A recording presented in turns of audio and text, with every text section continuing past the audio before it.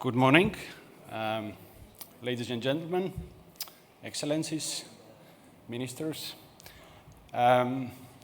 Welcome to the African Cyber Resilience Conference. This conference is organized by EU-funded project Cyber Resilience for Development in cooperation with Mauritius Ministry of Information Technology, Communication and Innovation. My name is Hannes Krause. I'm the country coordinator for Mauritius in this EU-funded project. And for me and for our project, we have worked in Mauritius for more than 3 years now. And to be quite honest with you, it has been an extraordinary journey, especially for me, to see and to work with such a nice country. This conference is about, besides, of course, as any cyber conference in the world, besides having interesting discussion and good networking opportunities on cybersecurity affairs, this conference is also about celebrating the fact that Mauritius has received a very important milestone within our project, which is it has been nominated a hub of our project in Africa, the first of those. So on that note, I'm really happy to give the floor to Monsieur Vincent Deger, the ambassador of European Union in Republic of Mauritius and Republic of Seychelles. Ambassador, the floor is yours. Hello. Good morning to everyone, and thank you, Johannes, for giving me this opportunity. Honorable Alain Gano, Minister of Foreign Affairs, Regional Integration and International Trade, and Minister for Land, Transport and Light Rail. Honorable Mr. Deepak Balgobin, Minister for Information Technology, Communication and Innovation. Honorable Paula Ingabire, Minister of ICT and Innovation of the Republic of Rwanda. Welcome to Mauritius, Madam. First Councillors of the French Embassy, Mr. de Corail, members of the Diplomatic Corps, senior officials of the SADC countries, all the experts of our cyber project that are here today, coming from Estonia, from Holland, and also from the UK. Welcome to all of you for this event. Distinguished guests, ladies and gentlemen. I am indeed extremely pleased to address you today on the occasion of this opening of the Regional Conference on African Cyber Resilience. This is an initiative by the European Union and more specifically by our Service for Foreign Policy Instruments. I am pleased to see, first of all, a large number of dignitaries and senior officials that have joined us today, both physically for the ones that are with us this morning, but also virtually from different countries in the region. The aim of this conference is actually twofold. First, to strengthen the collaborative relationship on cyber resilience among countries in the region. This is our first objective. And the second objective is, as it was just said a minute ago, to launch Mauritius as a cyber resilience for development hub for the African region. Honorable ministers, let me start, first of all, by congratulating wholeheartedly Mauritius on this laudable and fully deserved achievement. It is the result of an excellent cooperation with the Cyber4Development project and the impressive progress that has been made by the country in strengthening its cybersecurity strategic framework, in increasing its cybersecurity response capabilities, and in developing and promoting networks and cyber expertise and cooperation. This is a real substantial achievement, and it is also the result of the commitment, first of all, of the Honorable Minister Balgobin, and I would like to congratulate you, Minister, for this great achievement. By launching this hub for the African region, the European Union hopes to strengthen regional cooperation in cybersecurity. We also want to enable the countries, both in the region and worldwide, to develop stronger and more collaborative relationship. And finally, we want also to draw on each other's experience, networks, and best practices.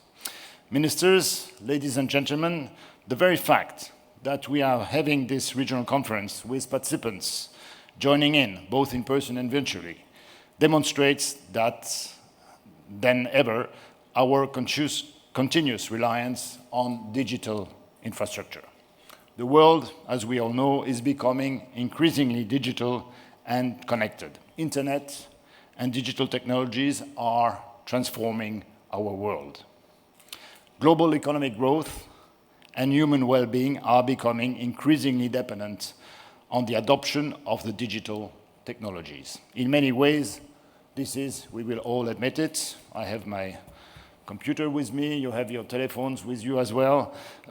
This shows clearly that this has a great impact in our economic societies and personal life. At the same time, we have to be conscious. We have to know that these sophisticated technologies also comes with several risks. We have to be aware of those risks and to take the necessary steps to mitigate them. The vulnerabilities of our societies to deliberate exploitation of insecure digital systems has become even more visible during the recent COVID pandemic. The pandemic has led millions of people working online and many businesses and government services going digital. However, this pandemic also brought an alarming and unprecedented increase in illegal activities in the cyberspace. Cyber attacks are becoming more and more complex, demonstrating the criminals' enhanced capabilities and knowledge. The more technology advances, the more evolved criminals become. Criminals operate outside the norms and regulation and law. This flexibility gives them a significant advantage over defenders who normally do not have such freedom. In addition, they have the crucial advantage of time, which, as we all know, in cyberspace can be measured in milliseconds. Cyber criminals have recently started targeting critical infrastructures and crucial services, extending even to hospitals and their entire IT system. One example of this unprecedented ransomware cyber attack on the Irish health system happened in May 2021, affecting every part of its healthcare system in a period when it was fighting for against the COVID pandemic. You can multiply these examples. What would happen if there was a cyber attack on the airport here in Mauritius? What would happen if an attack would happen on the tourist reservation system that you are operating here in Mauritius? These are real-life examples, and we have to be prepared for that. Ministers, ladies and gentlemen, as our digital economy grows, our digital economy grows, so does also the cyber threats. This is the reality of today's world, and that is why we must all be prepared. To address the ever-increasing diverse and sophisticated cyber threats and their significant impact, traditional cybersecurity measures, such as just protecting systems, networks, and data, are no longer enough. Today, it is important to be able to respond and recover from security breaches without major disruption to operation, as it is to be able to prevent them. Our systems and networks need to become more resilient. Cyber resilience has the advantage of providing any entity with the ability to anticipate respond to and recover from cyber attacks, whilst remaining operational during the incidents and being capable of withstanding future disruption. That is why countries need to adopt robust cyber resilience policies, strategies, and frameworks to step up their response capabilities. If we are to make the digital transition a success, it is important that the digital economic growth and development go hand in hand with building cyber resilience. People will need to know that they can trust the technology that they have in their hands. Ministers, ladies and gentlemen, cyber cooperation has always been an important priority for the European Union. I am extremely proud to say that the European Union has been a leader in providing cyber capacity building globally. Over the last decade, the European Commission invested over 100 million euros in various projects, focusing especially on strengthening cyber resilience and fighting cybercrime. In 2020, the European Union adopted a cybersecurity strategy for the digital decade. The strategy places an even growing emphasis on cyber capacity building in the world. The EU overarching aim is to promote a global, open, stable, and secure cyberspace relying on rule of law, respect of human rights, fundamental freedom, and democratic values. The strategy also highlights the need to strengthen collective resilience against cyber threats, as well as the necessity that all businesses and all citizens can rely on trustworthy digital tools and services. We have a coin in our hand. On the one side, you have the cybersecurity protection. On the other side, you have the respect for human rights. Both sides of the coin goes hand in hand. The Cyber4Development project puts this EU policy into action. Since 2017, the project has a budget of 11 million euros and has been supporting 9 priority countries and 19 associated countries in Africa, Latin America, Southeast Asia. Its primary objective is to help increase their cyber resilience while promoting an inclusive, multi-stakeholder and right-based approach and ensuring compliance with, as I just said, rule of law and good governance principle. To this end, the Cyber4Development has been focusing on 3 areas: strengthening national policies framework, increasing operational incidents response capacities, and third, fostering international cooperation and exchange of best practices between countries. I'm very glad that this project has been able to establish a very productive cooperation in the region as well.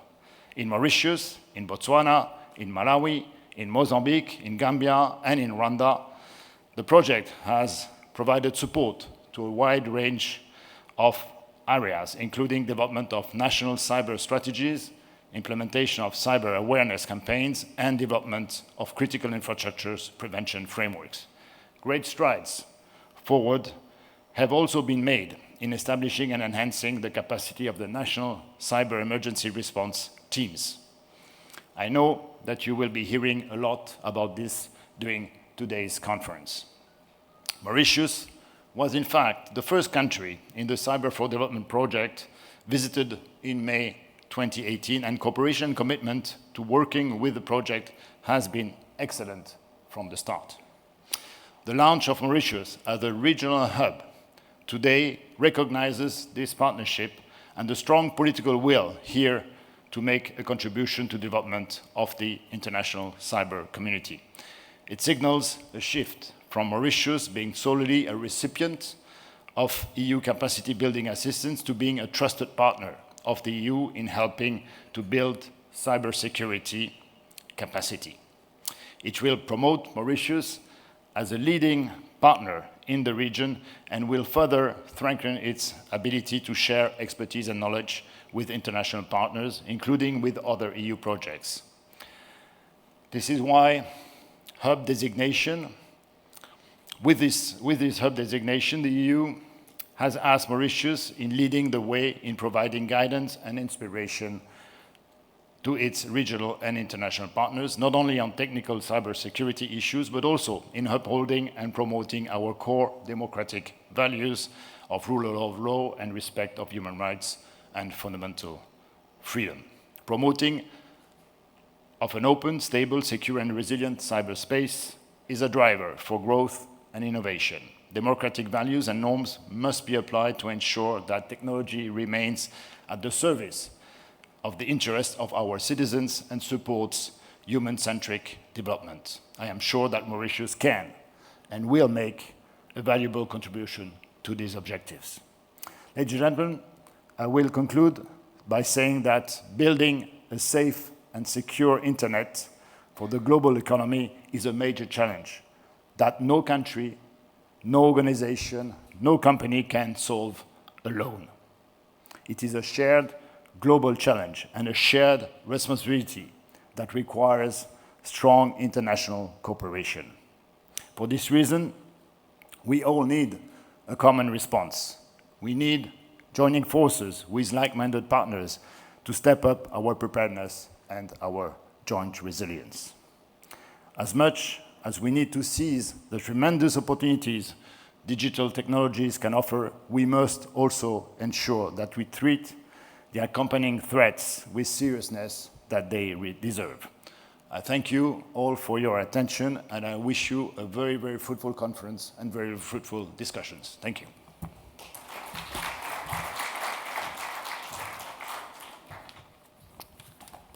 Thank you, Ambassador.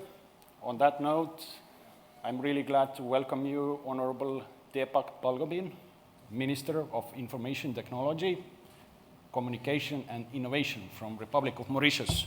Minister.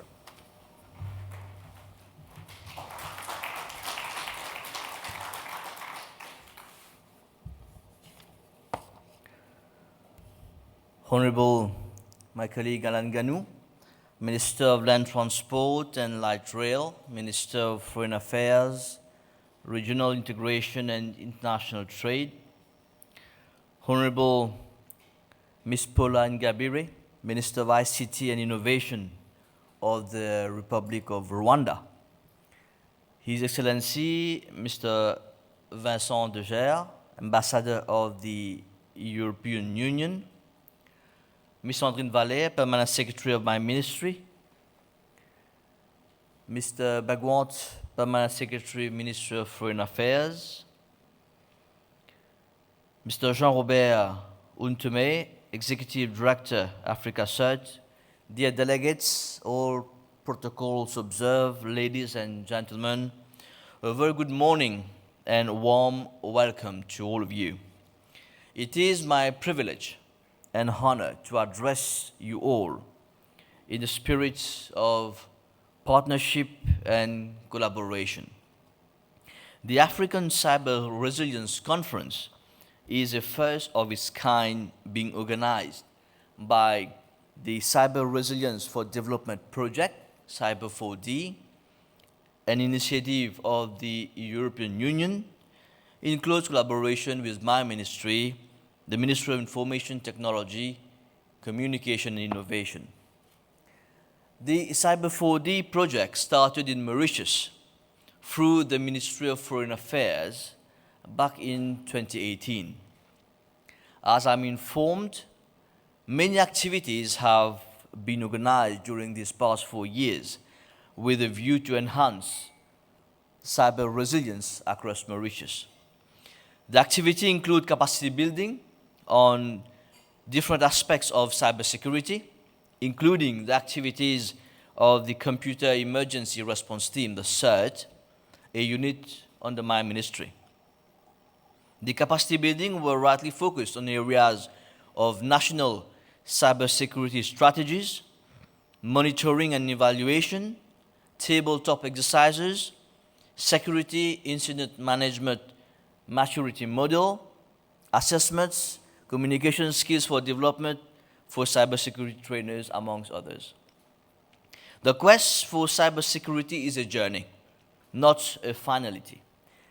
I am accordingly pleased to announce that today's conference has been organized primarily to launch Mauritius as the Cyber4D hub and to enable African countries to engage in discussions with the Cyber4D experts and learn from the experience on diverse aspects of cyber resilience. Ladies and gentlemen, as the world continues to recover from the disruptions caused by COVID-19 pandemic, coping mechanisms such as increased use of virtual workspace, online marketplaces, and e-governance have today become the norm. While this presents opportunities to revamp economies and streamline public service delivery, it is unfortunately increases exposure to cybercrime. In the African continent, many countries have seen a rise in digital threats and malicious cyber activities. These include sabotaged public infrastructure, as the ambassador mentioned, loss from digital fraud and illicit financial flows, and national security breaches involving espionage and intelligence theft, amongst others. Addressing these vulnerabilities require an even greater commitment to cybersecurity. It is now the opportune time for Africa to take full advantage of the digital revolution to empower its citizens and enhance transparency in both the public and the private sector. This will not happen until data is stored in safe and trusted systems that protect privacy and are difficult for criminals to breach. A good start would be to explore and assess the state of cybersecurity in Africa from the perspective of the 5 building blocks of the ITU, International Telecommunication Union's Global Cybersecurity Index, namely the legal, the technical, organizational, capacity building, and cooperation. The African Union's Agenda 2063, the continent's blueprint and master plan for transforming Africa into the global powerhouse of future, identifies cybersecurity as one of the key programs and initiatives for accelerating Africa's economic growth and development. It is worth noting that there have been some recent commitments to strengthening the cybersecurity landscape in Africa. Many countries, including Mauritius, are investing in a robust cybersecurity structure, becoming a model for countries in Europe and other Western African countries. 14 African countries, including Rwanda, Botswana, Kenya, Malawi, and Mauritius, all 5 present here today also, have a national strategy on cybersecurity, with an additional 4 countries with draft legislations in progress. Collaboration at the level, regional and sub-regional levels on capacity building and development and the drafting of frameworks also reflect attempts to better position the continent to deal in increasing sophisticated cyber threats. For example, in 2014, the African Union adopted the Convention on Cybersecurity and Personal Data Protection, what we call the Malabo Convention. And also since 2018, only 8 out of 54 countries had a national strategy on cybersecurity. In 2019, the AU also hosted the Global Forum on Cyber Expertise in Addis. This forum is a multi-stakeholder community of more than 140 members and partners from all regions of the world. And the aim is, of course, to strengthen the cyber capacity and expertise globally. Ladies and gentlemen, now let me elaborate a little bit on what we are doing here for Mauritius for combating cybercrime, as most of you have come from our neighboring countries in Africa. And one of the fundamental elements to prevent cyber attacks is capacity building. Good security requires highly skilled practitioners. It is very important for training and capacity building. Today, there is a shortage of cybersecurity manpower around the world, including Mauritius. Qualified professionals are in great demand in the field of cyberspace, cybersecurity, as governments and businesses have to pay more attention to cyber risk. To ensure that this demand is met, Mauritius has set up the ITU Center of Excellence in the field of cybersecurity. And I have the pleasure to launch this center back in 2020 with an online training facility on cybersecurity risk management. To date, 6 cybersecurity training sessions have been conducted, and a number of countries in Africa, around the world, have benefited from these. I have, with a view to modernizing the legal framework, presented in our parliament a couple of months ago a new cyber security and cybercrime legislation. And we had repealed an old law back in 2003. We called it at the time the Computer Misuse and Cybercrime Act, into a very new and modern law to ensure that the Mauritian legislation remains strong and resilient to cybercrime. This piece of law has been reviewed with the help of the Council of Europe to ensure that we are in a very high standard and has been aligned with technological developments, international conventions, norms and standards, as well as legal and regulatory changes. Talking about international norms, it is also imperative to highlight that Mauritius has already acceded to the Budapest Convention on Cybercrime in 2014 and ratified the African Union Convention on Cybersecurity and Personal Data in 2018. The new law has been aligned with the European and African Convention. Other initiatives include the approval of the National Cyber Incident Response Plan by our government to manage cyber crisis situation, setting up of a centralized incident reporting system that we call it here MOCOS, and which is Mauritius Cybercrime Online Reporting System. Mauritius is also very actively engaged with regional partners such as the Africa CERT, the African Union Commission, the SADC, Southern African Development Community, on cybersecurity matters.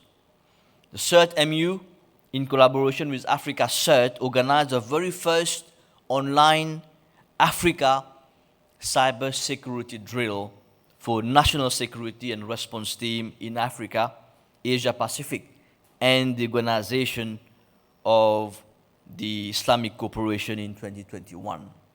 Some 32 teams from 24 countries participated in the drill, and it was organized by the CERT-MU here in Mauritius together with South Africa. Ladies and gentlemen,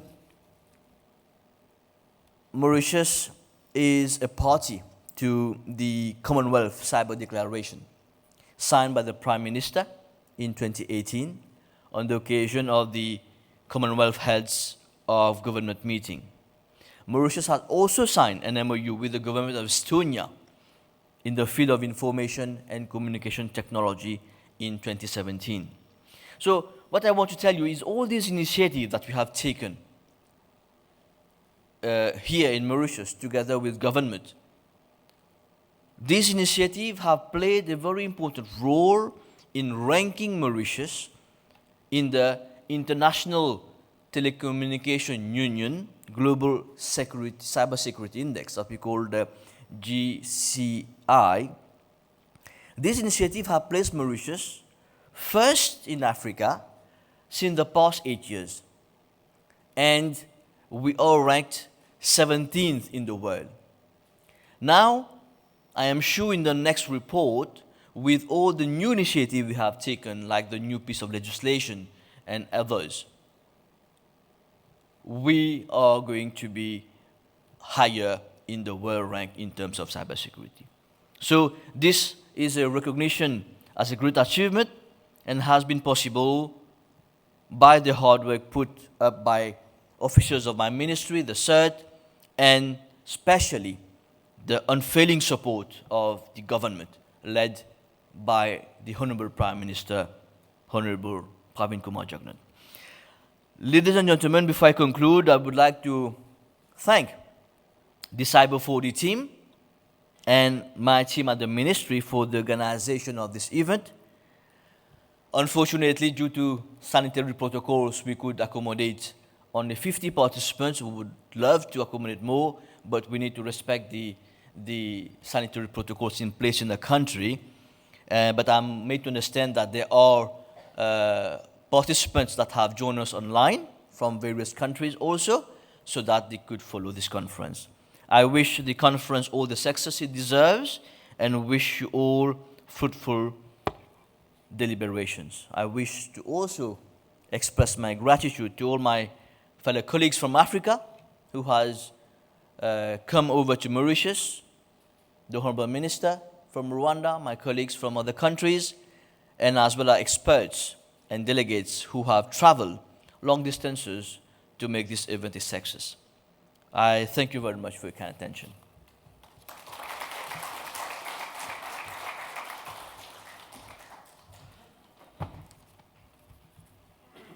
Now I'm privileged to invite here Honorable Alan Ganou, Minister of Land Transport and Light Rail, Minister of Foreign Affairs, Regional Integration and International Trade, Republic of Mauritius. Honorable Minister.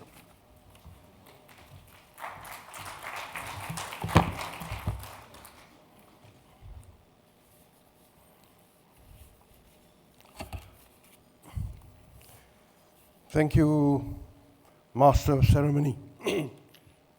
Honorable Deepak Balgobin, my colleague, the Minister of Information Technology, Communication and Innovation, Honorable Minister from the Republic of Rwanda, Ms. Paula Ingabire, His Excellency Vincent Deger, representative of the EU, distinguished delegates from the Republic of Botswana, Rwanda, Malawi, and the Republic of Kenya, Sri Lanka, South Africa, Mozambique, and the Dominican Republic, members of the Diplomatic Corps, the two permanent secretaries of our two different ministries, Excellencies, ladies and gentlemen, good morning to you all. It is my pleasure and privilege to be with you for the launching of the African Cyber Resilience Conference, which has brought together participants from various regions, as we can see. I understand that today's event is taking place within the framework of the Cyber Resilience for Development, the Cyber4Dev project.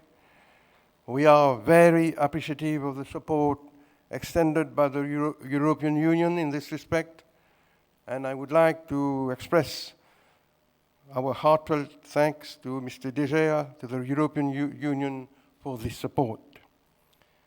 And I wish to commend, of course, my colleague, the Honorable Deepak Balgobin, our dynamic minister, for hosting this event at such an opportune time.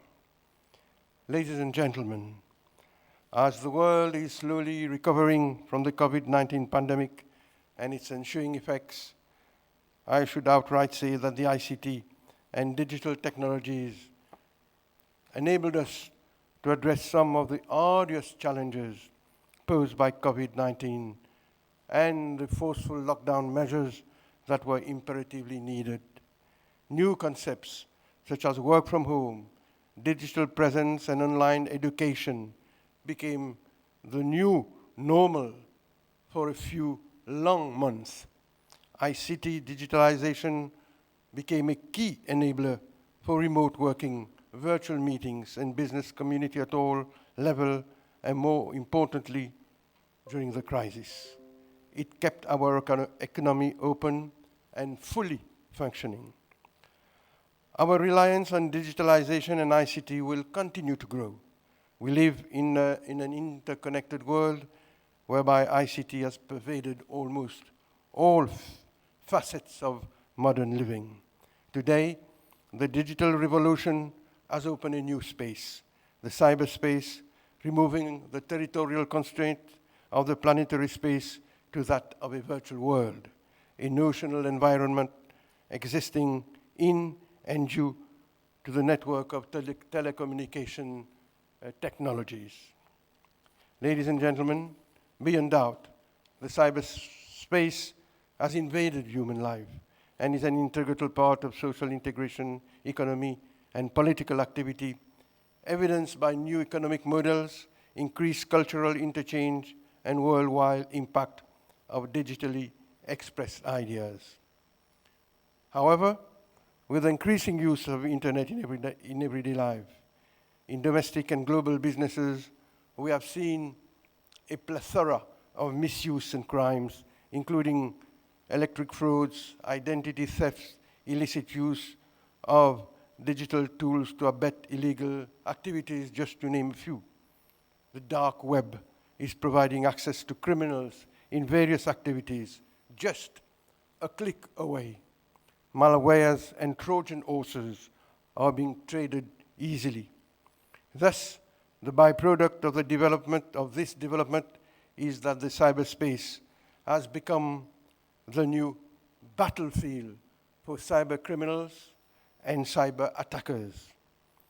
Cyber attacks include, in fact, any and all offensive actions having as target information system, infrastructures, networks, devices, private businesses, causing, of course, a lot of prejudice also to state investment.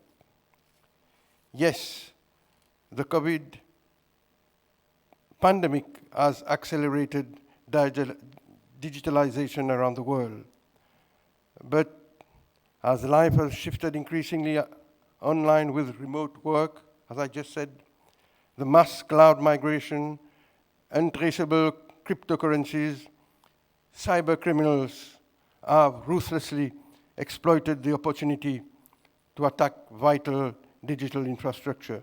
States across Africa where digital capacity is not sophisticated have emerged as a favorite target of cyber criminals with costly consequences. As we all know, well-organized hacking groups have opened new vulnerabilities and made robust cybersecurity an important consideration for both government and private companies.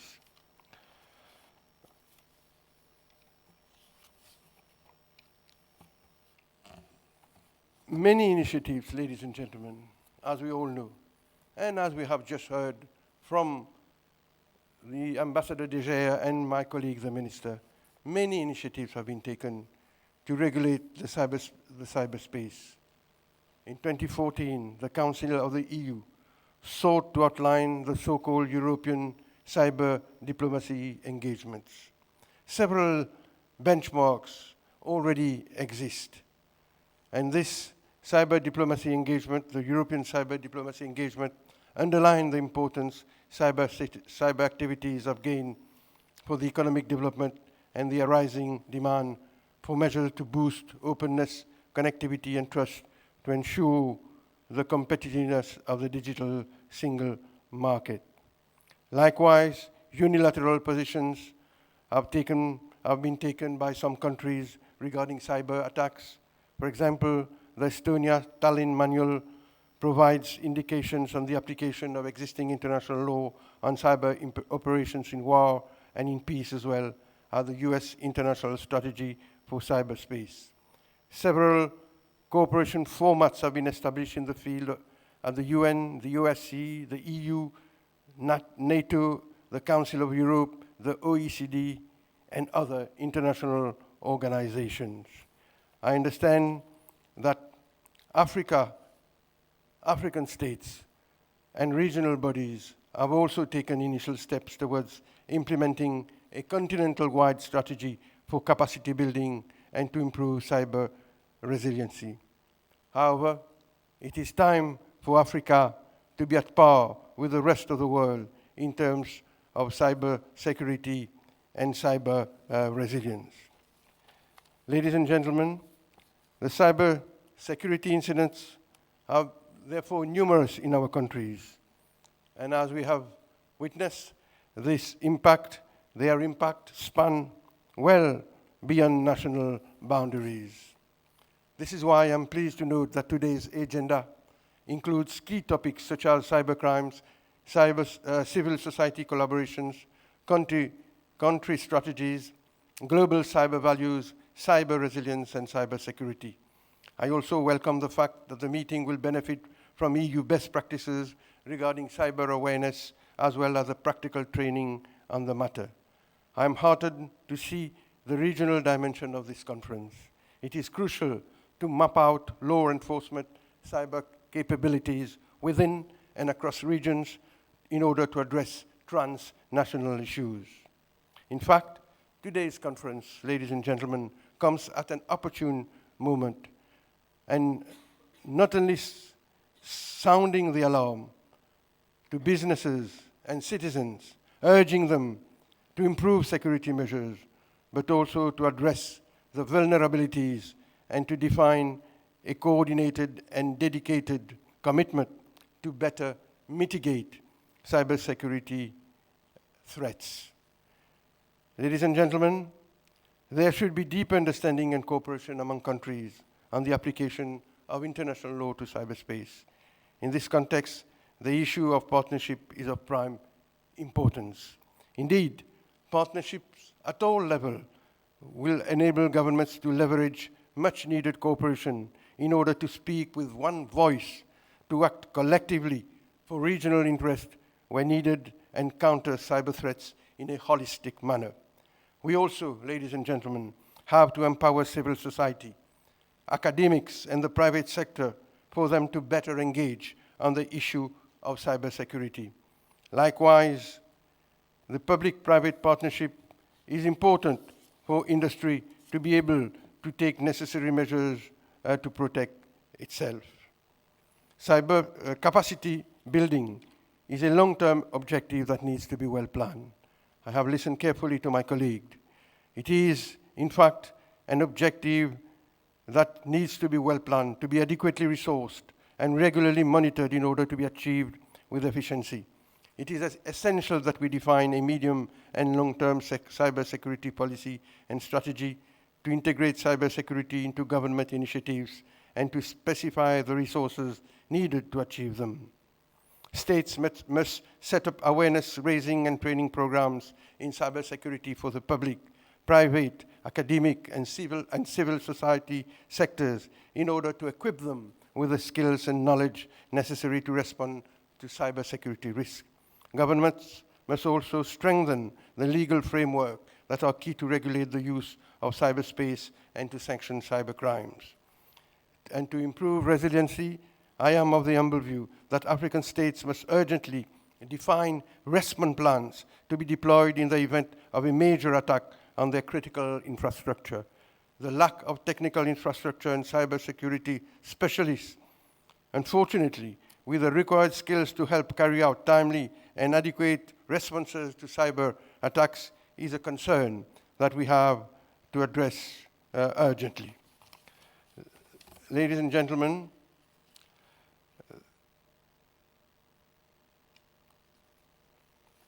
Mauritius, for its part, is fully committed to its engagement in the multilateral system. It has been a party to various bodies, as the Honorable Minister just said, including the Budapest Convention, the Commonwealth Cyber Declaration, the African Union Convention on Cybersecurity and Personal Data Protection, and the Forum of Incident Response and Security Teams, Cybersecurity Alliance for Mutual Progress, and the Global Action Against Cybercrime Extended Project of the Council of Europe. Additionally, Mauritius has ratified the Malabo Convention, with which our Computer Misuse and Cybercrime Act is aligned, along with the Budapest Convention on Cybercrime. Thanks to the effort of the Honorable Minister, we have built a centralized portal to report cyber incidents and a security operations center to detect and monitor malicious traffic in real time to enhance the country's cyber threat preparedness. Our National Disaster Cybersecurity and Cybercrime Committee, which includes both public and private sectors, facilitates the monitoring, control, and transmission of decisions during cyber crisis situations. The National Cybersecurity Agency provides national training and awareness initiatives to the private and public operators. So, ladies and gentlemen, as you can see, we have made substantial progress in the area of cybersecurity and resilience. Under the leadership of our Prime Minister, our efforts, as the Minister told us, have been duly recognized by the Cyber Security Index of 2020, which has been published by the ITU. These measures, as we have just heard, enable us to be ranked first among African countries. But nevertheless, we should pursue our efforts further. We should explore the need to reinforce our cyber diplomacy efforts at the level of Mauritius, more so as we contemplate membership of the Executive Council of the ITU. My ministry, the Ministry of Foreign Affairs, through a dedicated mechanism and the appropriate resources, will collaborate with our Ministry of ICT.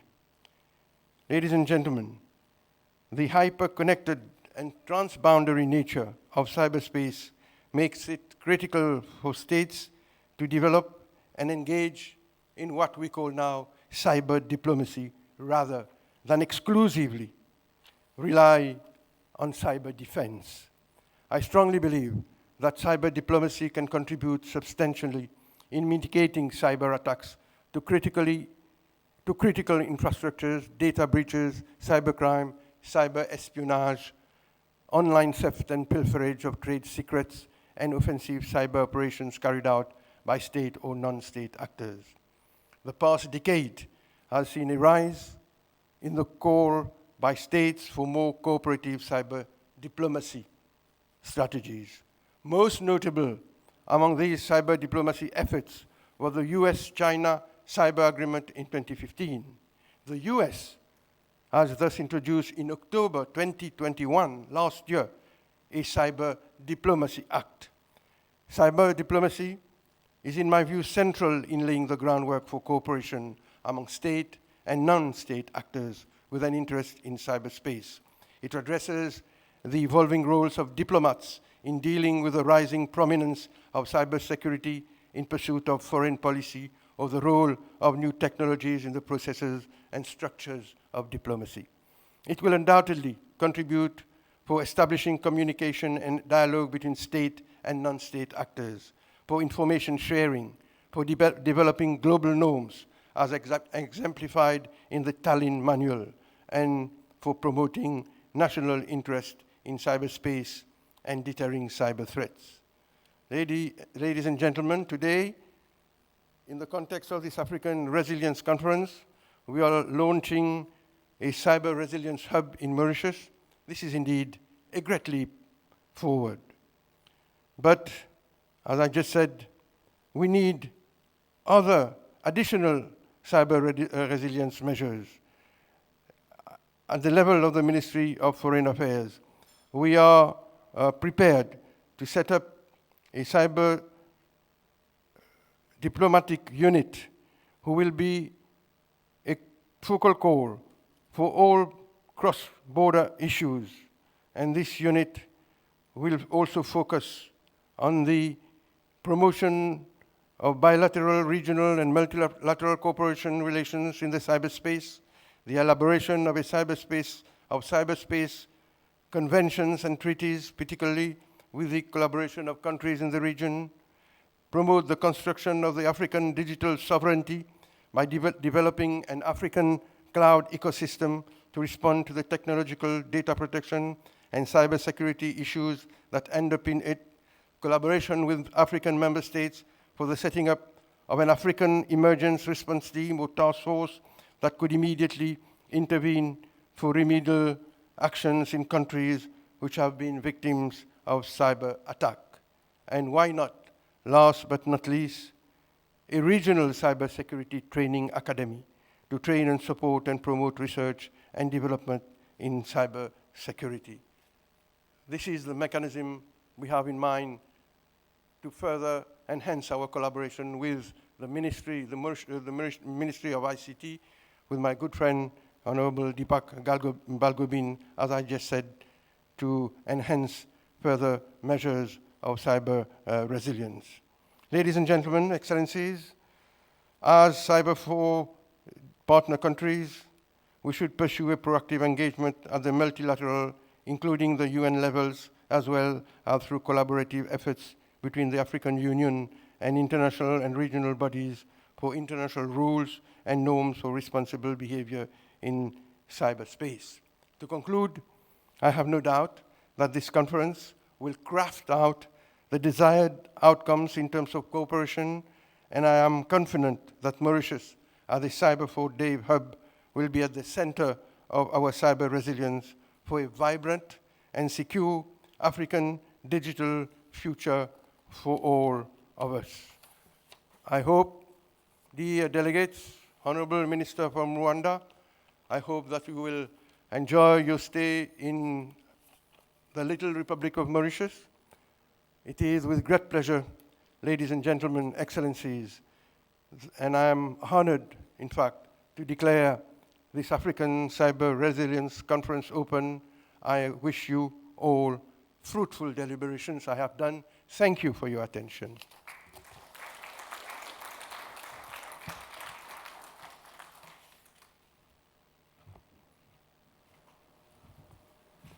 Thank you, Honorable Ministers. On that note and on those inspiring words, I'm really glad to invite you for our first short break. Thank you.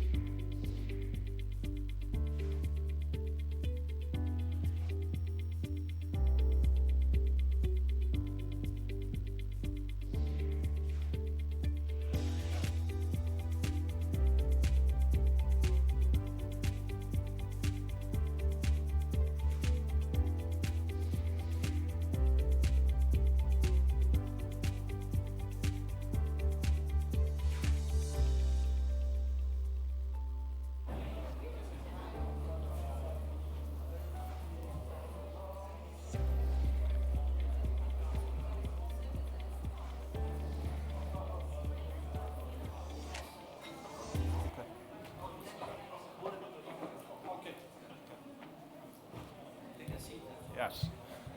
Ladies and gentlemen, thanks for this break that took a little bit longer than we anticipated. But now I have a pleasure to invite here our high-level panel. The panel members, could I invite here, first of all, Honorable Minister from Mauritius, then Honorable Minister from Rwanda, and then high-level representatives from Malawi and Kenya. And to moderate the panel and to introduce this topic for the high-level panel, we have Mr. Raul Ritt, who is the Cybersecurity National Coordinator in Estonia. And besides having that high-level position in our government, he is also, in his previous life, has done a lot of work in the cybersecurity indexes. So he knows all about that subject as well. So Raul, welcome, and please introduce the panelists. Yes, good afternoon, or actually it's not afternoon yet, we are waiting for lunch. So hello to everyone. It's my pleasure to be here. As Hannes mentioned, I have worked in Mauritius years ago. I was a country coordinator in 2018 and a little bit 19 as well. And due to the pandemic, I wasn't able to come here for 2 years. And that's why I'm very happy to be here again physically. And I'm also happy that the program has asked me to moderate the high-level discussion. So in this discussion, we have 4 honorable persons. First, we have Honorable Deepak Palgobin, Minister of IT, Communication and Innovation from Mauritius. Then we have Honorable Paula Ingebiri, Minister of ICT and Innovation from Rwanda. Then we have from Kenya, Ms. Maureen Baka, Chief Administrative Secretary from the State Department of ICT, Broadcasting and Telecommunication. And finally, we have from Malawi, Mr. Daud Suleiman, Director General of MACRA. And you can describe a little bit later what does this acronym actually mean, what MACRA is. The topic of the discussion is challenges and opportunities for achieving cyber resilience in Africa. And first of all, I would like to thank you, European Union, and also the Cyber4Development program for organizing this regional conference. And as we heard before, that Mauritius has appointed as the hub for the program, and congratulations. It's a very good achievement, and I also clearly see that over the years, Mauritius has put a lot of effort to develop cybersecurity and also to become the national and international regional hub. And as the minister mentioned, Mauritius is first in ITU's index, and like Hannes mentioned as well, I know a little bit about the indexes. It's not easy to get this position, so they go through all different criteria, and it's a real achievement to be in that position. But going to the discussion, we have organized the panel into 3 parts. So first we will talk about cyber threats and cybersecurity landscape, so about the challenges and the difficulties that we have. And after that, during the second part of the discussion, we will talk about the security measures that have been already taken or that needs to be taken in order to improve national and regional cybersecurity. And the third part of the discussion is the questions and answers. So I ask you to be active, so ask easy questions, also ask difficult questions. It would be good to have some discussions over challenging topics. But let's start with the first part of the discussion about the cyber threats and cybersecurity landscape. just to do the intro, I will refer to the same incident that Mr. Ambassador mentioned before, the ransomware cyber attack against Ireland last year in May. And it was, I think, the most significant cyber incident from the last year, because it took down the whole healthcare system for half a year. And because Irish government decided not to pay the ransom, they had to invest more than 200 million euros in order to restore the whole system. And it happened during the COVID period. So it has a very, very strong influence to the infrastructure and the system that was placed in the healthcare sector. But over the years, we have noticed how cyber attacks have become more significant, more influential. Because of that, my first question to the panelists is that could you maybe give some of the examples of cyber threats or incidents in your country that you have had to deal with in recent years that has actually shaped the policy or considerations in your country, how you think about cybersecurity? So I would like to start with the Honourable Minister from Mauritius, please. Thank you. You know, as at December 2020, if you see the global picture in Africa, not only in Mauritius, but in Africa, we will see that there is a very high penetration of internet users. More than 500 million people are connected to internet in Africa, with a penetration rate of 43%. We have more than 255 million Facebook users in Africa. That is an increase in 18%. So when you see the trend of people being connected into internet, into social media, and all kind of these platforms, then it is very important that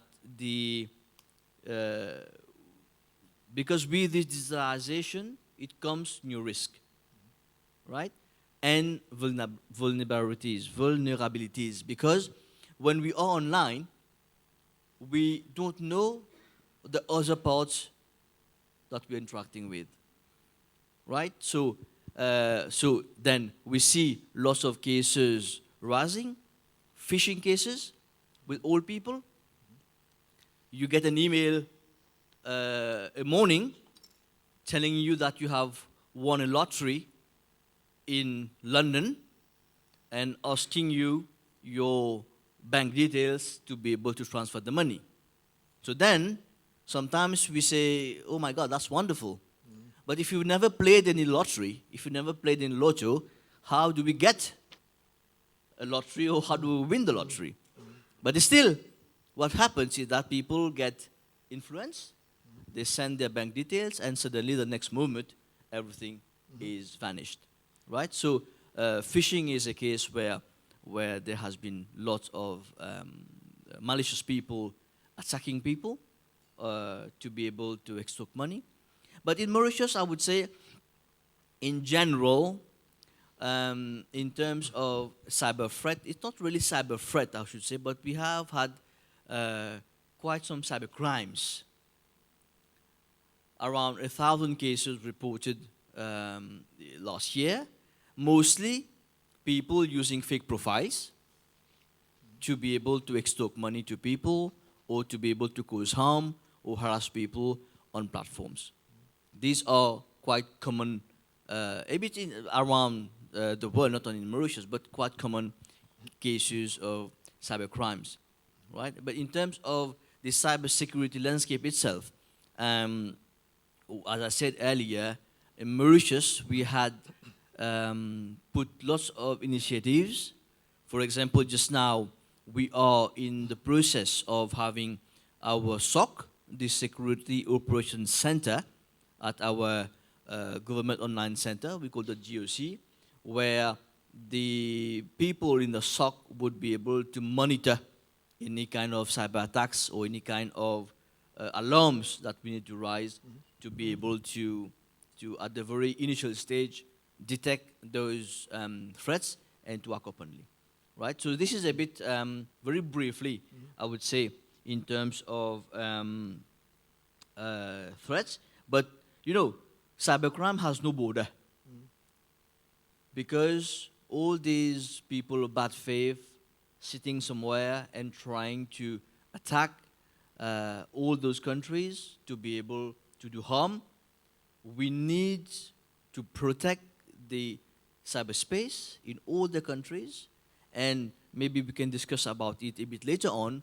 My colleague earlier, Minister of Foreign Affairs, rightly mentioned that most probably it could be a very interesting idea in the future to have a regional security operations center so that all the countries could benefit from it, and we could assist together with everybody to detect cyber fraud and cyber attacks in Africa. The ambassador of EU mentioned in his opening speech that we could imagine that if somebody attacks or something happens with the airport in Mauritius, that ICT systems would not work there. That would have actually very big impacts to the Mauritius activities and the economy and so on. But what do you think, what is the most devastating scenario that could happen in cyber in Mauritius? What is the heart of the country that if it's attacked, then, or if something happens, a technical incident, for example, then it would have a major impact to the Mauritius normal life? Well, not only the airport, I think that any sector, be it utilities, be it the hospitals, be it airport, any other critical sector that form part in our economy, that if ever is being attacked, will definitely paralyze the country. That is why we are very, very focused on the whole country's cyberspace, not only on a specific sector, but the country as a whole, so that we ensure proper diligence and proper surveillance of any potential cyber threat that could, you know, affect some sectors or other sectors of our economy. This is why I agree, one sector is affected, it plays a very important factor in the whole country. Be it the airport can be closed because there is a cyber threat that has disturbed the whole operation. Be it, as the ambassador mentioned, be it the tourism reservations. People can come in, you have no reservation, they have paid somebody else. Be it the hospitals. Now, Mauritius is in the process, as we speak, to have a full e-health system for our hospitals. So all these need to be secure. We are also in the process here to have a brand new secure data center, Tier 4, so that we will be able to secure our data. But all these critical infrastructure form parts in our ecosystem, and the whole ecosystem is being protected here with proper legislations, with proper technical expertise, so that we avoid such malicious attacks of cyber threats. Thank you very much. I would like to ask the same question from Rwanda, that how do you think, or how do you describe the most influential cyber incident that you have had during the past years in Rwanda? Thank you very much. And I think our case is not so much different from what you're seeing in most countries. And the minister just mentioned a few statistics which are similar across the board. And very specific to your question, what are some of the threats that we see over the past few years? One, I think it's important to recognize that at the onset of COVID-19 pandemic, most governments really tried as much as possible to use various digital tools and platforms to really ensure that they continue to deliver services, work will continue, schools went online, small and medium businesses tried to leverage all these e-commerce platforms so that they can sell their products and goods. But I think with that came a surge in different ways. The attackers would really figure out what's the best way to really, negate the experience that most of the population was having. And so Rwanda hasn't had a unique case. I think it's similar across many countries. What you'll see will range from ransomware, especially with the fact that for us as a government, we've gone digital on most of our services. It's been years of providing, services to our citizens through digital platforms. So naturally, that becomes, a target area for the criminals. Then when it comes to SMS phishing now, like I said, Africa is known predominantly, when you talk about the digital economy, is known for mobile money services. And so even for Rwanda, as we had more and more of our people transacting using mobile money platforms, knowing that majority at least had a basic or a feature phone in their hands, there was also a policy initiative to work with banks and telecommunication companies to waiver the transaction fees so they make it more affordable for our citizens to transact using mobile money. And so even with that, we started to see an increase in the types of attacks with people trying to find very creative ways of instigating fraud. Now, we've also seen a number of threats which really, again, in line with online financial transactions, and a lot of this was really evolved around compromised user credentials. And I think with that comes the agility for government and the responsible institutions to also, as they see the different types of cyber security attacks happening, really also strengthening the capabilities that are required to counter at best, and when they do actually materialize, to really prevent the damage that comes with them. And so that is what we've seen. But on that note, what we've also tried to do is also to intensify our cybersecurity awareness programs, because it starts with you as an individual on how much protection you would provide to yourself. Obviously, the government, the cybersecurity infrastructure we've put in, the capabilities that we've built will also come into support. But there's always, a role at an individual level that one can play. And so that was why across government there was really an intensified sensitization, awareness building for citizens to understand the nature and type of attacks that we're increasingly seeing in the economy, and also really giving them tips on how they can really be agents in preventing themselves. Thank you very much. Before I go to Kenya and Malawi, I would like to ask you both as political leaders that, as I understand, there hasn't been, fortunately, a big influence cyber attack in Mauritius or Rwanda. How do you mobilize the political will in order to deal with cyber attacks, or cyber incidents or cyber protection? Because what I have seen over the world is that the political focus will be put on cyber when something really bad happens. But if the situation is quite okay, so there is some cyber fraud, some minor cyber incidences, but nothing significant, then it's really hard to sell it to the rest of the government, especially by the ministers who are responsible of that. So they understand the situation, they understand that something could happen, but others usually are not so aware. So how do you mobilize the political will in order to deal with cyber? So let's start with Rwanda. So maybe as a starting point, in Rwanda, there's always been a political will to go digital. So ICT is at center stage of our socio-economic development process.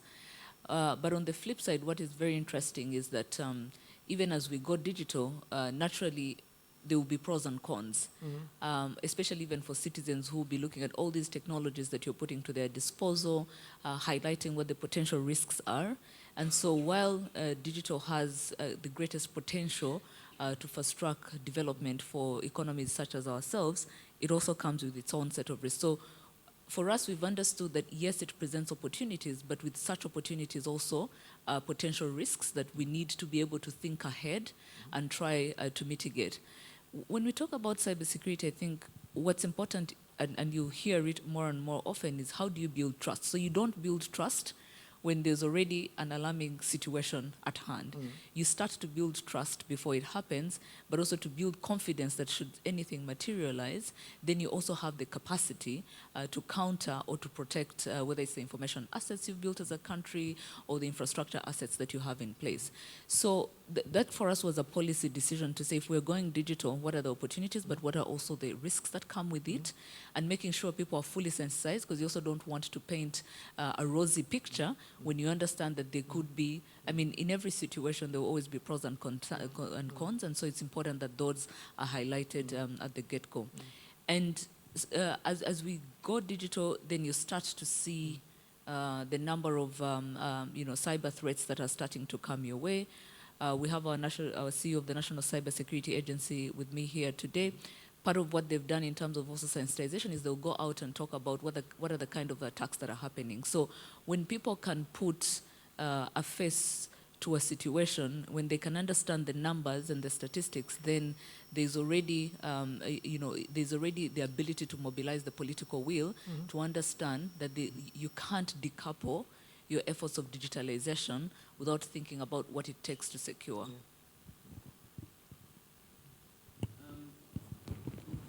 Of the policy makers here in Mauritius, it's not only the minister or the ministry.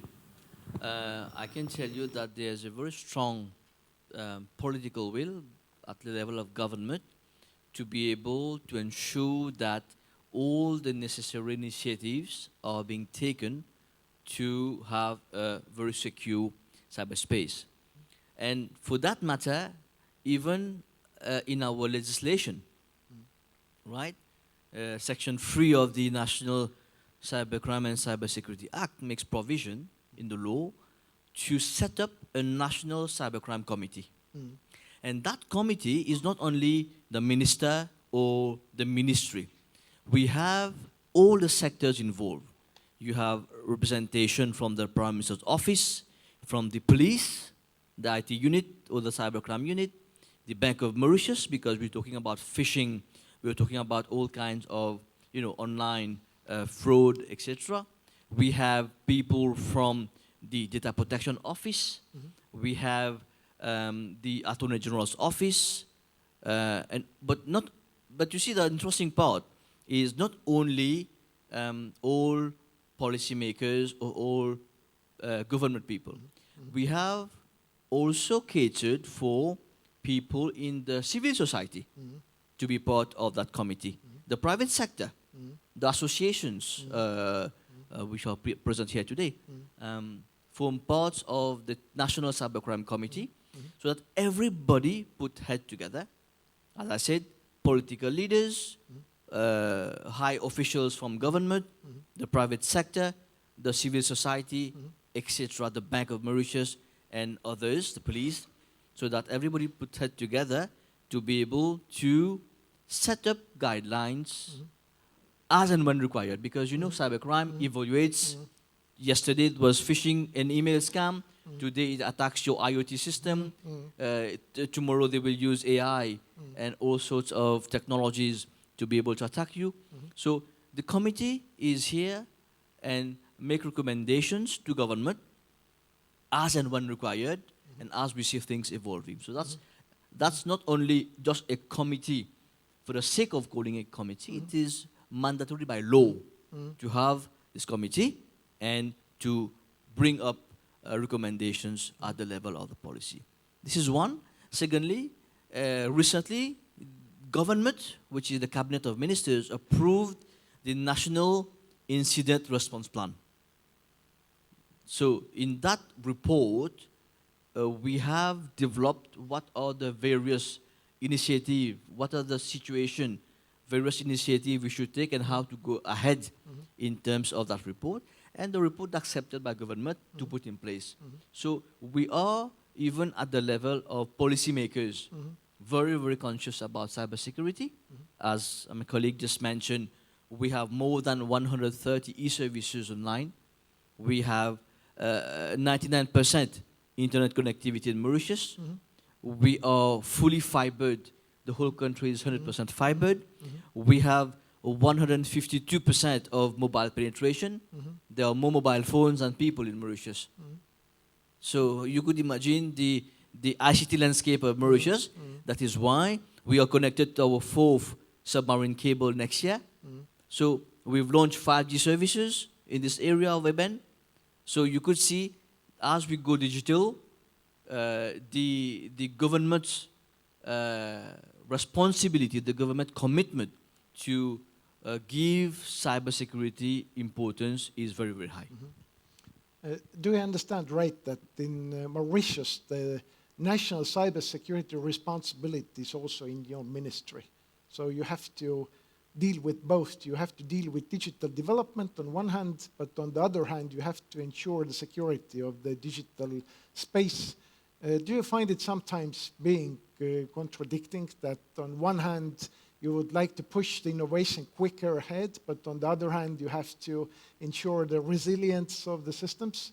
Or how do you see that? Is it difficult to put these two tasks together? I would not say it's difficult. In fact, it's very fascinating. It's challenging because you need to continue digitalize.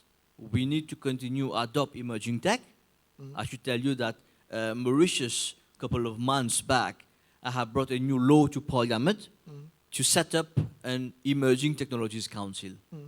Because we need to develop AI, we need to develop blockchain, we need to develop big data, IoT, etc., etc. But at the same time, as we go digital, as we go and use all these emerging tech, we are compelled to enhance our cybersecurity. I would not say it's difficult, but I would say it works in parallel. One is also important than the other. So it works in parallel. And it has to work so, because you can't just go and digitalize and then at the other hand, you just leave it as you go along. It doesn't work like this, because then you see yourself in a situation where everywhere is digitalized. You go everywhere, you just press a button and it works. But then the next day, everywhere fails. That is why it is important as we go along. The ministry, we digitalizing maximum of services, but at the same time, we ensure that our team at the CERT, our team at the IT security unit, and various other national computer board, they are ensuring that we keep cybersecurity high on our agenda. Thank you very much. Now we will jump to Malawi, and I will ask you the same question, that maybe you could describe a little bit that what kind of cyber incidents or attacks you have experienced during the last years. Thank you very much. Thank you for having me here. I am from Malawi. Malawi is a country that borders Tanzania, Mozambique, and Zambia. We're not on the coast, therefore most of our internet comes in through our neighboring countries. In a population of about 20 million, we have about 33% penetration of broadband, so which is on a very, very low side.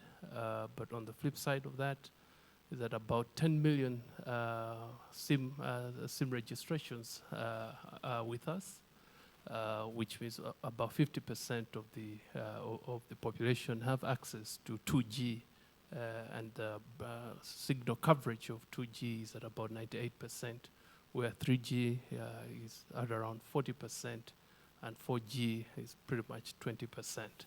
So you can see that the profile that we're dealing with in Malawi is slightly different from the rest of the world. we're looking at basic entry cyber threats, and those impacting a larger section of our population. Mobile money penetration has been on a high, with over about 100% of the subscribers having mobile wallets due to mandatory KYC that led to opening up of mobile wallets. Therefore, the digital economy on the mobile front has taken off very, very highly. Compare that to about 12% of Malawians that are bankable. So you see that in over 100 years, we've reached 12% penetration of bank accounts, but in 6 or 7 years, we've reached 100% penetration of mobile wallets. Therefore, mobile money fraud has become a major threat to our digital economy in a post-COVID environment where we're trying to build the digital platforms and to move the population to go to the next level of digital use. If we have more incidents that are affecting the adoption of the basic of digital functionalities, then we have a big threat ahead of us. So mobile money fraud and mobile wallet fraud with the banks has been a key issue that we've been dealing with. And on a daily basis, we have people across the social fabric being defrauded. You're talking of your senior government officials, executives, all the way to a rural farmer. They're being swindled on a daily basis. The numbers that we have, we're estimating that as a country, we could be losing something in excess of about $1 million per month due to mobile money fraud alone. Mm-hmm.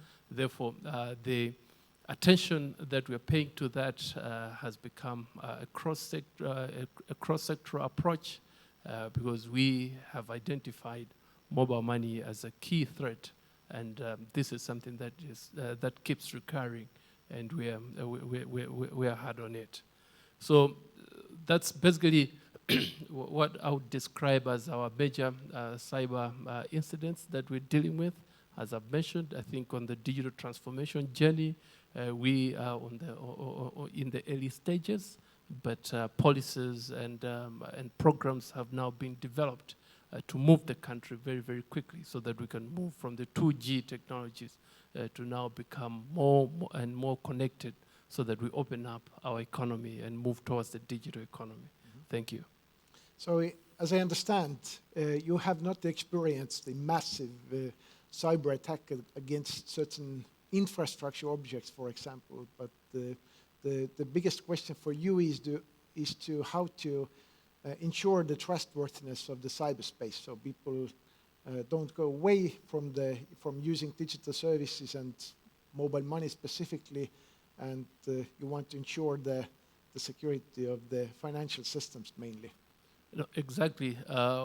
As a country, we haven't experienced any major cyber incident, but as you're putting it rightly, it is very important for us to build the digital trust and confidence in the little technology that we have, the 2Gs of this world, the SMSs and the USSDs of this world, that as we build on top of that to develop more advanced digital services, e-government services, that we have everyone in the country trusting with the efforts that we are that are rolling out. Therefore, issues to do with awareness and also ensuring that we reduce as much as possible the mobile money threat are a key delivery for us to move towards a resilient cyber Malawi. Mm-hmm. Have you seen rise of frauds during the last years, or is it pretty much stable? Or how do you see the threat landscape? Is it going worse, or is it more or less the same that has been there for many years? Yeah, I think due to the COVID shutdown that we had in our country, and more and more people becoming digital, and the transactions being undertaken on mobile phones, that obviously attracted a rise in the numbers of incidents that were reported by both the mobile money operators as well as the banks to both the central bank as well as the communications regulator.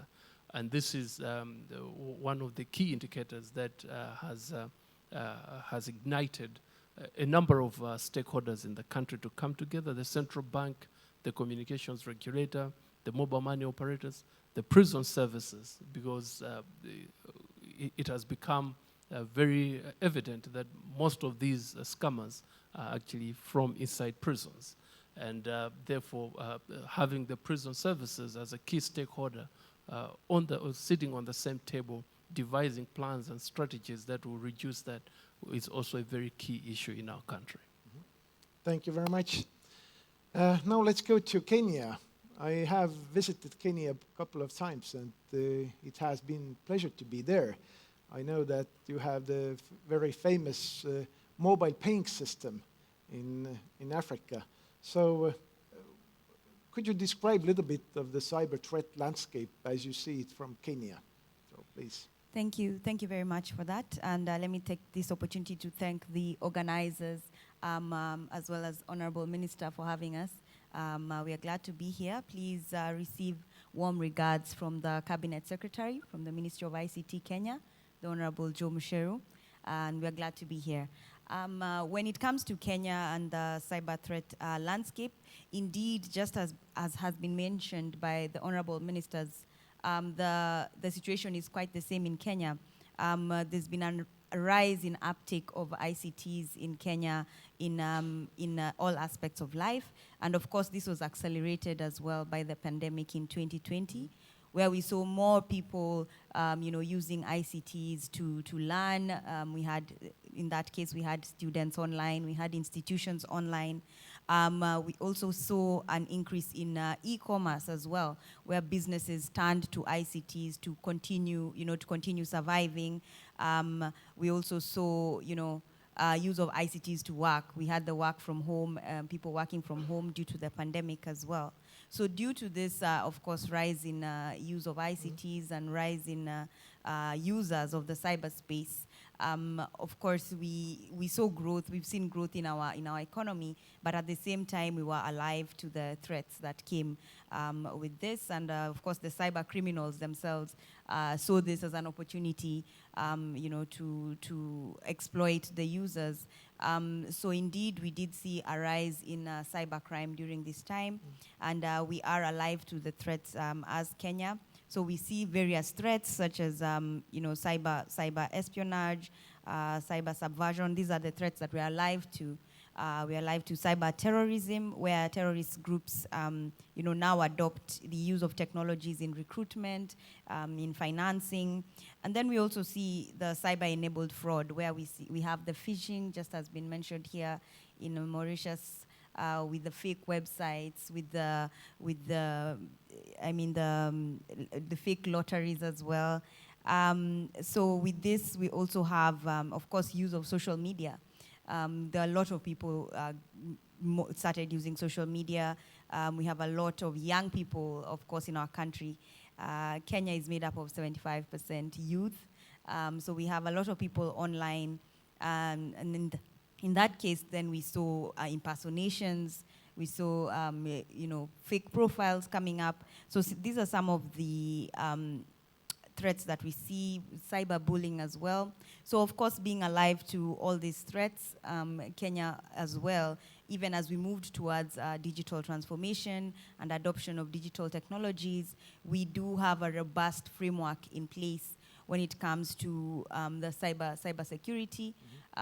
We also have our main legislation, the Computer Misuse and Cybercrimes Act, in operation right now.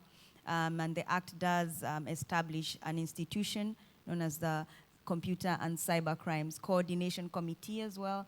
And the Act also provides for offenses in cybercrime. So establishing offenses in law, of course, facilitates the faster prosecution, faster prevention and detection of these crimes.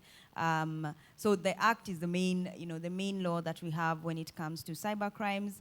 And the institution would be the committee. I'm here with the director of the committee as well. So having a robust framework in place, I think, would be our response when it comes to being alive to the threats that are there in the cyberspace. Thank you. Thank you very much. As I understand, the biggest concern that is regionally here is the cybercrime. So, and especially during the COVID-19 pandemic time, it was in the race. So you're mostly concerned of that. But let's go now to the cybersecurity measures. And the question is that how to make the cyberspace more resilient, what to do about these cyber threats, and what kind of measures government and organizations must implement. I would like to start with Mauritius and referring back to the position in the ITU index. First in Africa and 17 in worldwide. That's a great achievement. 17 worldwide is something really remarkable. You have already mentioned that you have established CERT long time ago. You have done several cyber strategies. Now you are about to proceed with the new cyber law. So you have done many things. I would like to ask you, Honorable Minister, that how do you see the future? What else Mauritius would like to do in order to ensure and raise the cyber resilience? Well, 17th in the world, I'm not very happy. I've told my team that in the next report, we need to be in the top 10, and report after in the top 5. Then we could say that we are doing quite good. In terms of measures, you know, I think, let's take it in the whole of Africa. We do not, in a general circumstance, have cyber attacks where they attack the critical infrastructure and paralyze the country. We have not had such issues so far in Africa. But what is important, measures that needs to be taken is we need to sensitize the population. We need to sensitize and do capacity building of our people. This is very important. Because, as I said, if you don't know what you don't know, as we say, then you might get in traps of various kinds of threats and attacks, right? As I've given you this example, if you never played lottery in your life, how come you get a lottery? And you go and give your bank details, and then the next moment you're very surprised that your money disappeared. You know? So capacity building is important for our people, to be able to train those people, to be able to give them the latest information and knowledge about cyber threats. And at the same time, there should be, and what we do is a sensitization campaign around the country.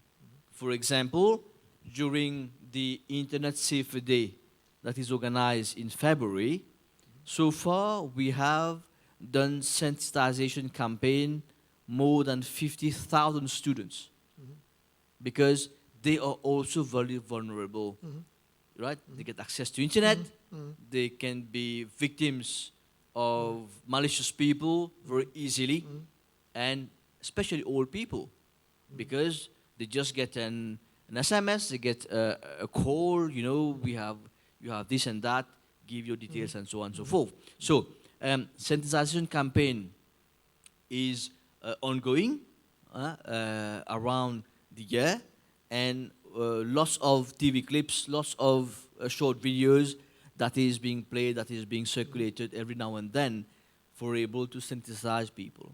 So one of the measures, as you asked, what we do here is twofold. First of all, proper and very regular capacity building for our people, but at the same time, transmit those information in huge sensitization campaigns around the country, especially the youth and the seniors. Thank you very much. So it seems that public awareness is the key that solves the problem.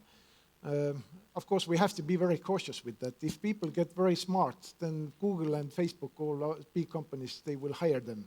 So if you educate them, people, then of course they they have some other opportunities as well. That's what we have seen, especially with the experts. So if experts are very educated, then there is a whole global market for them in order to go to work.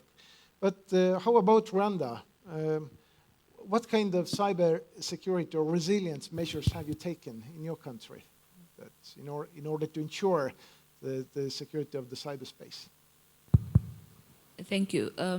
I think to add on what most of the panelists have discussed, I would say there are four things. The starting one, the very first one is around building resilient cyber infrastructure. And this is a continuous investment. Again, I think earlier we did, across the different panelists, we did talk about the evolving nature of cyber threats, courtesy of the evolving nature of innovation and technology. So with that comes the need to continuously invest in robust and resilient cyber infrastructure that can be used to detect, counter, prevent, and also mitigate some of these threats and attacks coming our way. The second one, as the minister was mentioning, which is also critical, is really around the sensitization and awareness of citizens. And I know he mentioned the example of lottery, but sometimes, again, because data is gold today, data is the new oil, what is happening is that because of the numerous digital services people are using or accessing on digital platforms, a lot of their data is put out there. How that data is used is that for many, they will see different services that are popping up, and I think it's beyond knowing that you're getting an advert that is in line with your interests. It's easy to ignore something that if it's a lottery that comes your way, you've never played, you've never engaged in any lottery activities, you're not even interested. It's easy to brush it off and ignore it. It's not easy when you're a frequent traveler and you're getting all these adverts about potential packages that could be of interest to you, because there's a lot of your data that has been mined from the various platforms that you access. And so you will be inclined to click a link and understand what more is there to this package, could it fit with what I'm looking for, and in that, that could also be a potential, loophole. So I think that's why it's important that that continuous awareness is there, but it also has to be there in the sense that it's targeted towards the nature of threats, and that's why that has to be something that is continuously happening. The other one is around the agility in which we deploy some of our cybersecurity strategies. So if the nature of cybersecurity threats evolves, so should your strategies on how you deal with that, because you want to use certain strategies that were best fit for a certain attack 3-4 months ago, and today you want to use the same tools and measures and strategies that may not necessarily adequately help you respond to the issue. Last but not least, which is really important, is cooperation. Cooperation at a technical level, at a policy level, cooperation at a national level, regionally, internationally. I think we can't overemphasize the need for that. Minister mentioned, cyber threats being borderless in nature. And so that kind of cooperation is really needed all the way from policy to law enforcement, because we all have a common enemy. And so once we are able to work together to ensure that we are curbing and supporting each other in mitigating these risks, I think then we would be living in a better world. And so I think as and I wanted to emphasize something on awareness. Today, and earlier your very first question to me was around what is it that Rwanda has done, what are the kind of cyber threats that you continue to experience. When you look at how much learning and education has gone online, it also means that maybe even the strategies and things we have in place may not be fit for purpose for our children, because they consume information differently. They understand things differently. And that's why on the global stage, child online protection has been something of emphasis, because we need to know how, in what language, in what form and shape do we communicate to kids so that they understand as they transact online, as they're educating themselves, as they're going online to learn, that they are also doing it in a protected environment. Now, there are things you can do to put in place the tools to safeguard how much they do, but you also need to understand that sometimes they will also be accessing those platforms where those tools don't exist, that are, have age limits and are able to safeguard their digital presence. And so even as we sensitize, we need to have that unified way of saying all these online platforms that are going out, especially for our kids, what is it that we're doing? So in terms of international cooperation, child online protection becomes a key one in terms of emphasis, because with the youthful population that we have that is now more digital citizens, because they're really engaging a lot online, it means that we also need to be very strategic in how, in the kind of measures and strategies that we're putting in place. And so that's an area that Rwanda is leading on in terms of child online protection. We don't have just a policy and strategy. We've started working with multiple partners across the board to ensure that we are sensitizing, we're educating, it's part of the curriculum. We have the tools in place to ensure that we are protecting our children while they're online. Thank you very much. It reminded me that years ago we were thinking in Northern Europe as well that if we want to protect children online, then we should educate them. It was a quite clear policy, but then there was the question that how to do that, because the teachers cannot teach children in this regard because children are more knowledgeable than teachers. I remember that my younger son was this time 9 years old, and he started to use Roblox and Minecraft systems, and I even didn't know how to protect him from that, so he had to find the solutions from the internet, and he showed me later that how he has protected himself from fraud and other activities. So they're very smart, and it's a challenge for the governments and for educational system how to teach actually children. But what about Malawi? So what kind of security measures have you taken in recent years? Thank you very much. In Malawi, we are operationalizing an e-Transactions and Cybersecurity Act, putting in place the legal framework that will protect the citizenry, but at the same time, that will also clear the way for us to start dealing with digital evidence, how you collect and how you preserve that. We are also establishing our national CERT that will sit with the regulator, but also the government CERT as well as the military CERT is also being implemented. We have also identified that digital literacy has become also a key issue that must be dealt with. Digital literacy across the board.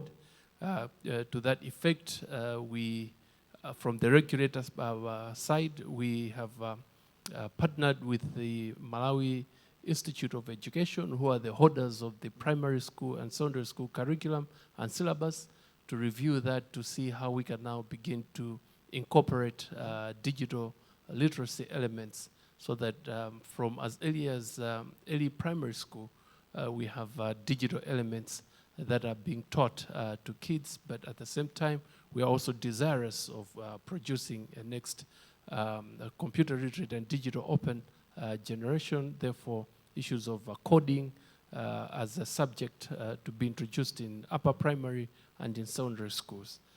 We have also taken a key interest in digital awareness. As I've mentioned, and as the honorable ministers have mentioned, I think awareness is a key issue in the digital space that must be crafted differently, given the way the environment has shifted, given the way business has shifted from normal to now post-COVID normal. What does that look like, and how do we protect ourselves? Regardless of age, regardless of social status and society, we are all being exposed to the same digital risk. And then finally, Malawi is also instituting a forensic lab in partnership with the Malawi Police Service, so that we can empower the law enforcement agencies, so that in this in the new cyber world, where threats and issues are becoming more digital, how does the police service in Malawi come in to collect evidence on the digital space, and how do they present that? So those are some of the key initiatives and measures that the government of Malawi, through a number of agencies, is implementing in this new digital era. Thank you. Thank you very much. Your description indicates very well that ensuring cybersecurity is not using some silver bullet to solve all the problems or challenges, but it's a question about developing the whole ecosystem. And as many of you have mentioned that while digitalizing country and services, you have to pay a lot of attention to cybersecurity at the same time. And it's the whole one big organism, and question is how to protect it from different angles and different point of views, having different cyber capabilities. So how about Kenya? Have you, or how have you ensured the security of your cyber ecosystem? Thank you. Indeed, from just as has been said, we do recognize that cybersecurity is imperative to pay attention to cybersecurity, even as we move towards digital transformation. So I did mention our Computer Misuse and Cybercrimes Act being the main, legislative framework when it comes to cybercrime. So we do pay attention to the fact that we need a robust framework when it comes to cybersecurity. And we do have the Computer and Cybercrimes Coordination Committee under the Act, which is a multi-agency committee. I believe just as here in Mauritius, we have various, players within the committee. We have our internal security, we have the central banks as well sitting on that committee just to coordinate that cybersecurity efforts. Other than that, we do have under our regulator, our telecommunications regulator, known as the Communications Authority of Kenya, we do have a Kenya CIRT, Computer Incidents Response Team, under the Communications Authority. And they receive, any incidences of misuse when it comes to computer cybercrime. They provide a toll number when it comes to, for the citizenry to report any incidences as well. As well as the KESAT under the Communications Authority, we do have our child online, protection guidelines under the Communications Authority in recognition of the fact, as we've said, that young people are now online. They are using these spaces even better than the other adults. So we do have child online protection guidelines in place, and as well as campaigns known as, there's a Cyber Smart campaign which runs. This is to create awareness on the challenges of cybersecurity online. And these campaigns are not only aimed at the children, but to the parents as well, so that the parents can know, just as you mentioned, Mr. Moderator, what are your children doing online? How can you protect them better? So we do have this in place, and of course we aim to review our laws to keep them up to date in recognition of the fact that even as we move to adopt all these advanced technologies, the cyber criminals are also evolving as well. Other than that, of course, there's the targeted capacity building in cybersecurity. And on a global and a regional level, of course, we do recognize that we need to collaborate when it comes to cybersecurity. There are no borders when it comes to cybersecurity. So we are open to collaborations and, of course, participating in sharing of best practices and conferences such as this. So those are some of the measures that we are taking. Thank you. Thank you very much. The time flies quickly. It seems that 1 hour is simply not sufficient to talk all aspects of cybersecurity. But is there any questions in the audience that we probably have time for 2, 3 questions? So yes, please. Is there a mic for the question? We could use one of these. Yes.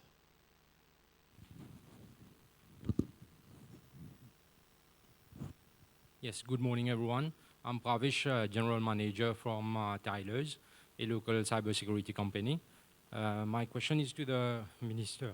So you have done a great job for putting Mauritius on the ITU, first in Africa, 15th, I think, in the world, 17th. So the greatest threat right now is the cyber threat for Mauritius, being in social media is having the biggest impact in Mauritius.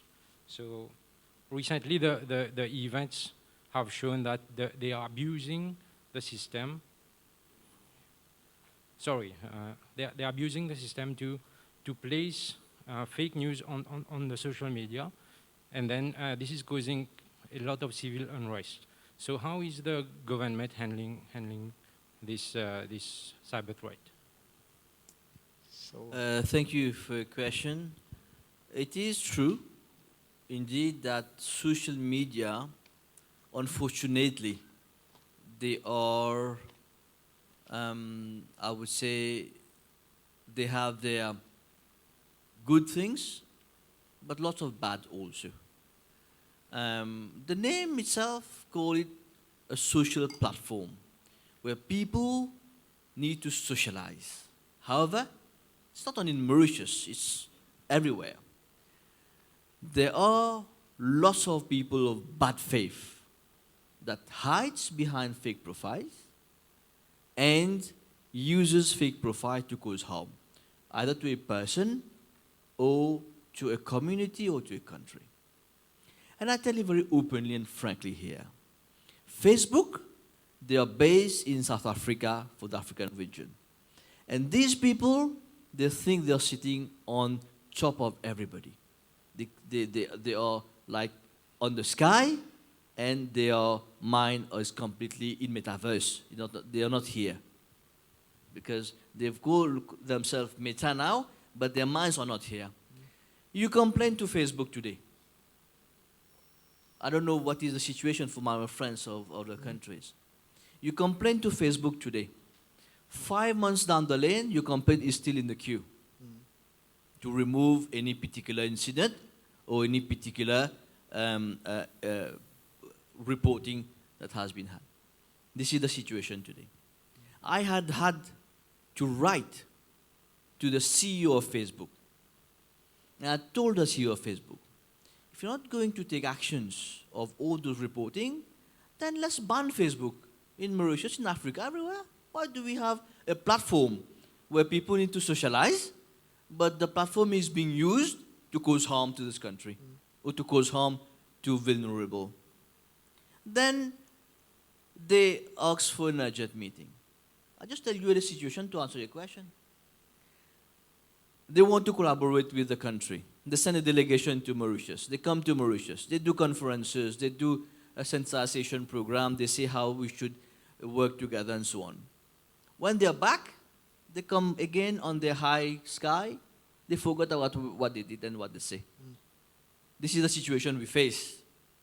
And it's not government have control on Facebook. It is not the cybercrime who has control on Facebook.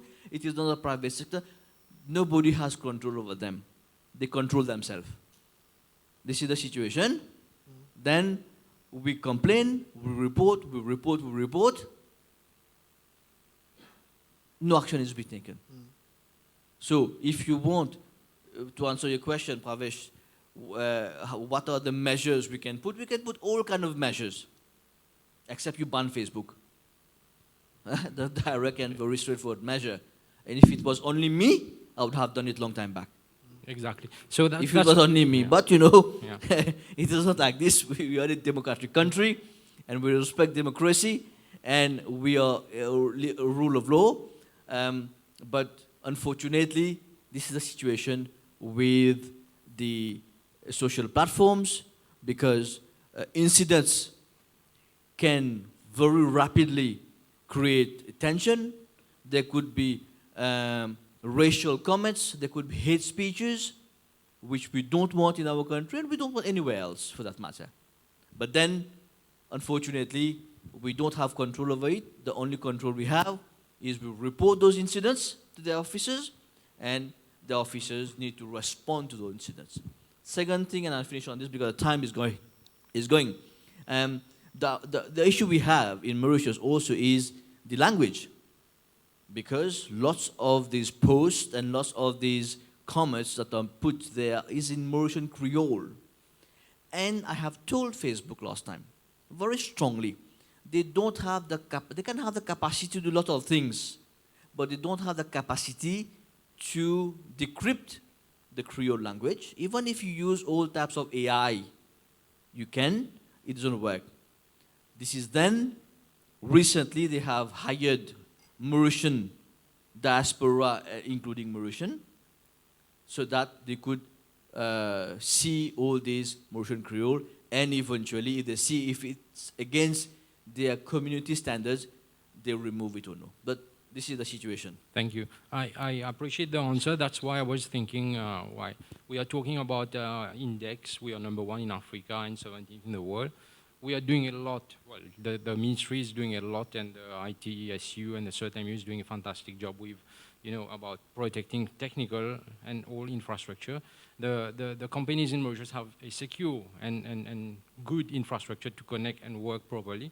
But one single cyber threat, this is the one I was talking about, that's causing civil unrest using the social media platform and in the name of what we call freedom of expression. But the thin line with banning it and then controlling it, there's, for me also, I'm in this field, I do not see any solution here.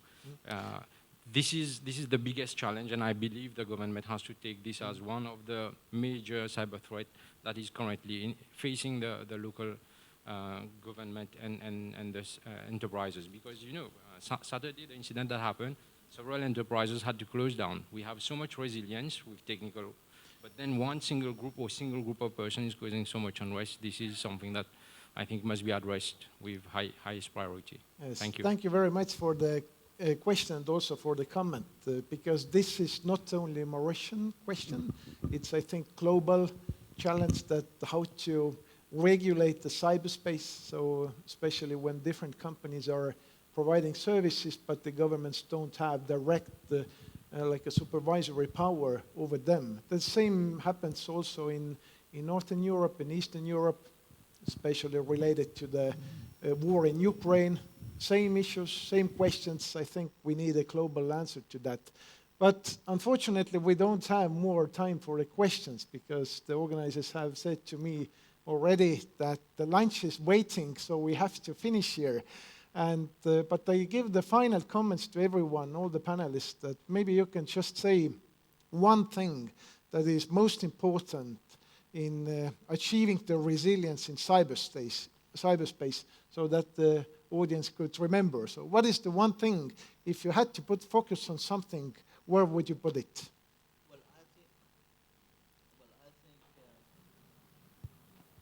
Hello?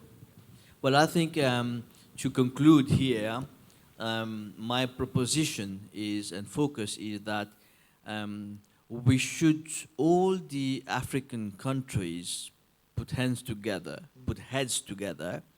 and develop what we can call a regional security operations center, a SOC, where all the cyber threats and cyber security matters, capacity building can be done regionally altogether, so that at the same time, those who have expertise can share and they can learn at the same time, right? So I think this is something interesting that we could consider for the future for Africa, and by doing so, we do not have different kinds of countries, one excelling very good and one going very slow because they don't have all this facility. So all efforts put together can help in having a proper cyber resilience in the whole of Africa. Thank you very much. So for me, it would be building capabilities, capabilities to detect, counter, and mitigate these cyber threats. And to add on that as a subset is educate as much the citizens so that they understand what is at stake, so that they are proactive about their own protection. Thank you. For me, I think I would like to build up on the Honorable Minister from Mauritius. I think harmonizing our cyber laws would be a key element so that we end up with a common African cyber security standard that we can use so that we can share resources and we can also share legal assistance.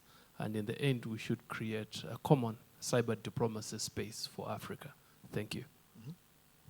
For Kenya, I would say that a key element to reaping what we call digital dividends, what we can reap from digital economies, a key component is, to focus on cybersecurity, to have robust national frameworks on cybersecurity, and also, of course, collaboration on a regional and global level. Thank you. Thank you very much for your thoughts and ideas. I just give one more idea for the lunch break so you can discuss about that. So we all know that the whole world has discussed about different cyber measures for years, but sometimes they just are not implemented. And the question is about the resources that we put in cyber. So at least in Estonia and also in Europe, the hot discussion is at the moment about how or why not to put, for example, 10-15% of the ICT budget to cybersecurity. So ensure that the cyber implementers, protectors, they have enough resources to buy and develop different tools that are needed. So, but that's a discussion for the lunch break. So thank you very much, honorable ministers from Mauritius and from Rwanda, and the high-level representatives from Kenya and Malawi.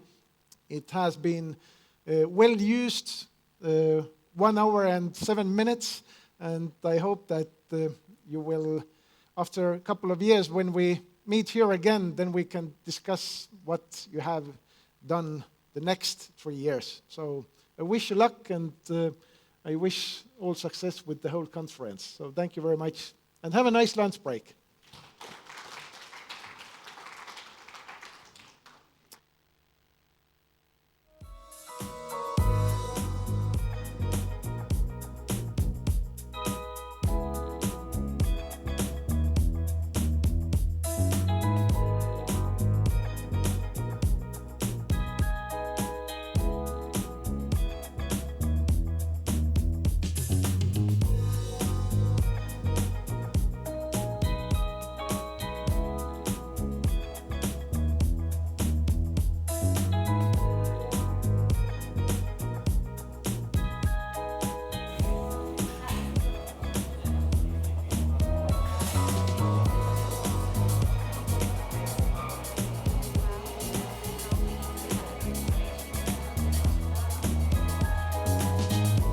Before everybody is departing for lunch, we will reconvene in this room 2 o'clock. 2 o'clock, and one administrative notice, please select your training for Wednesday or Thursday. And bon appetit.